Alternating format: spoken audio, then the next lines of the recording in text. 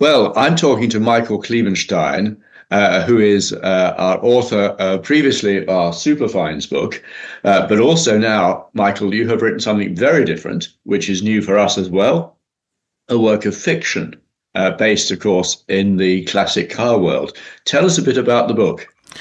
Yes, it's basically a motoring thriller playing in the London classic car world. It's gritty, it's got lots of suspense and action, and it's a real thriller.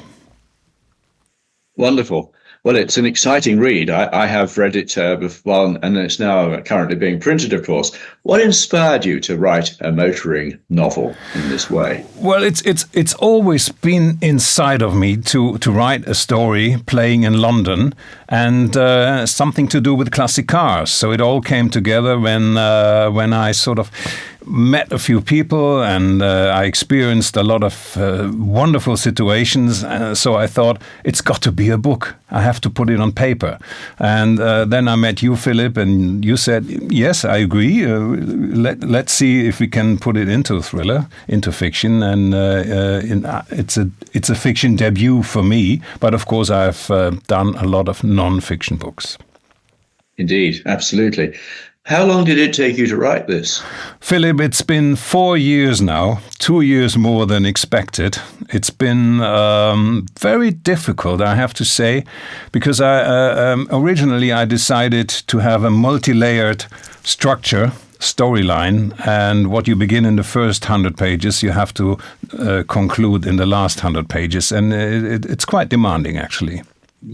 So what was the most difficult part of writing Wheelbase?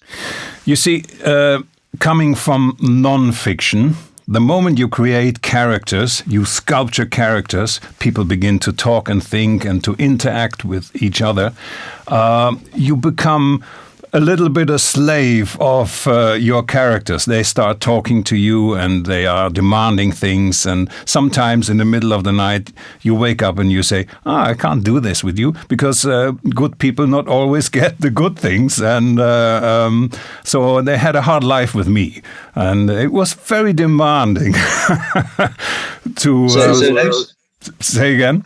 Correct. Sorry, those characters, did you base them on real life, on people you know? How did you create them? Philip, it's a mix of many things. You meet wonderful people. You meet, of course, very nasty people, all sorts of different characters, and some you admire, some you don't, and you hear about situations. So I try to put it all together and, of course, reinvent new situations. And I avoided similarities to existing people, of course, as any similarities would not be intended.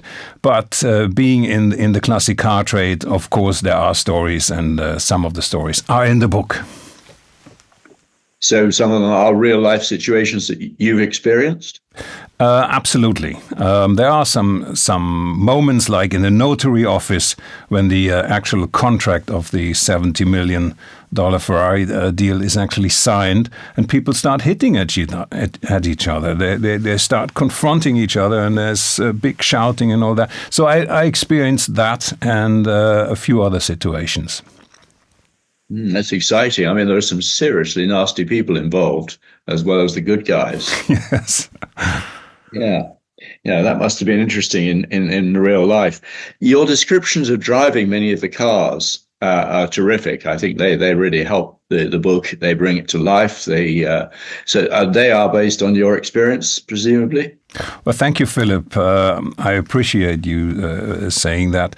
Of course, they're based on my experience, because I'm very lucky in having the right kind of employment and enjoyment all in one as a classic car consultant.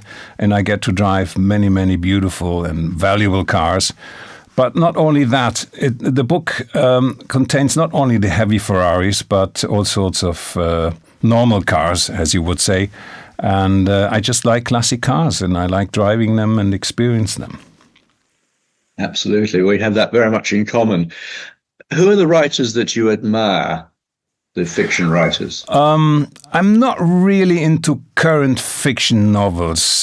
For my part, it's too much fantasy in there and too much brutal violence. I come from the Mario Puzzo's of this world, and maybe Ian Fleming I admire a lot. That's pretty much where I come from.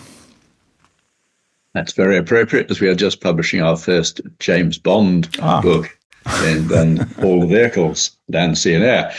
So now, will there be a sequel to Wheelbase? Philip, I have to tell you, I'm already 100 pages into the new book, and it's going to play in the Libyan desert. Mike and Rick, my main protagonists, will find the missing Silberpfeil, which was driven in the 1937 Tunis Grand Prix. And the car got missing after an accident. Achille Vasi had a big accident, and they're going to find that car. And it'll be struggle, no end.